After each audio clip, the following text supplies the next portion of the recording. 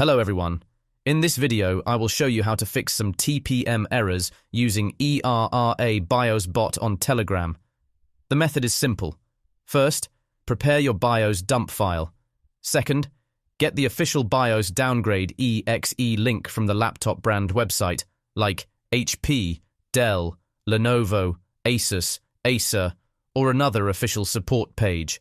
Then send everything in one message inside the Telegram group. Attach the BIOS dump file, paste the official downgrade exe link, and write this command in the caption: BIOS Repair ME Downgrade. The bot will download the official file, repair the BIOS, apply the ME downgrade process, and then send the fixed file back to you. This can help in cases where TPM errors are related to BIOS or Intel ME version problems. Please use only official downgrade links and always keep a backup of your original BIOS dump before flashing. ERRA BIOS. Bot makes the process fast, easy, and direct through Telegram.